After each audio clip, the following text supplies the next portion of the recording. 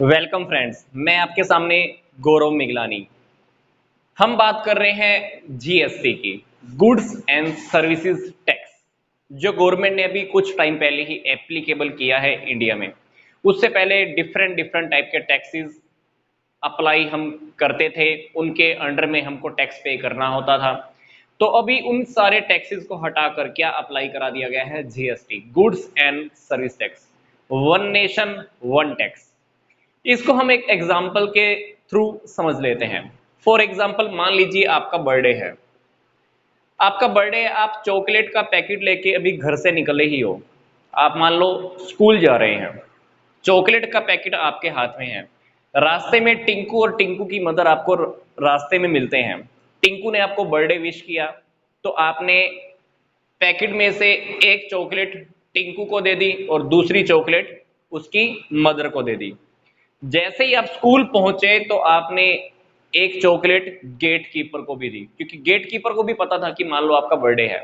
Gate keeper ने आपको wish किया तो गेट कीपर को भी आपने चॉकलेट दे दी।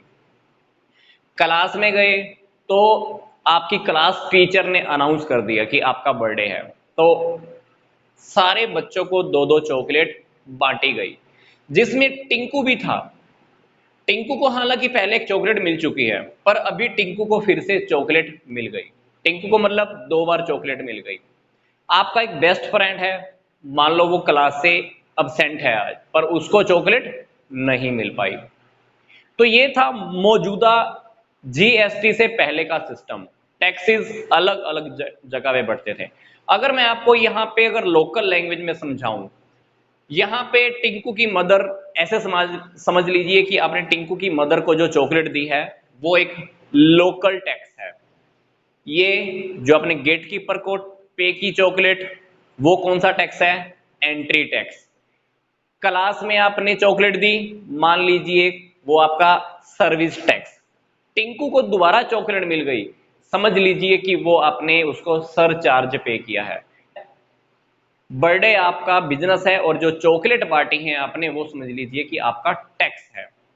जीएसटी के आने के बाद क्या हुआ? फॉर एग्जाम्पल, प्रिंसिपल ने मान लो अभी अनाउंस कर दिया कि आगे से जिसका भी बर्थडे होगा वो चॉकलेट या टॉफी ऑफिस में लाकर सबमिट करेगा।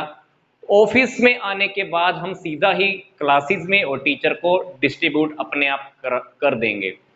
तो चॉकलेट ऑफिस में पहुंचने के बाद वहीं से ही टीचर्स के बीच में या बच्चों के बीच में अपने आप डिवाइड हो जाती है।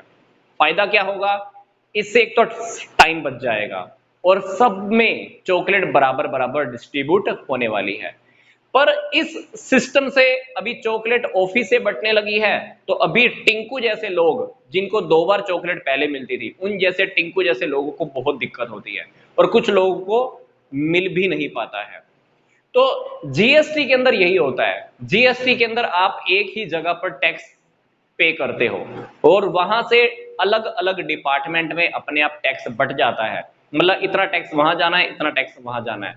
इससे बहुत सारे लोगों को अपने आप बेनिफिट भी हो जाता है और आपका जो प्रोडक्ट का जो प्राइस है वो भी जीएसटी के अप्लाई होने के बाद कम हो जाता है, क्योंकि जीएसटी से आपकी टैक्स की रेट अपने आप ही कम हो जाती है। पहले आपको डिफरेंट डिफरेंट जगह पर अलग अलग जगह पर टैक्स पे करना पड़ता था, अब आप टैक्स पे करने की अलग अलग जगहों से भी बच जाते हैं। तो ये था हमारा जीएसटी।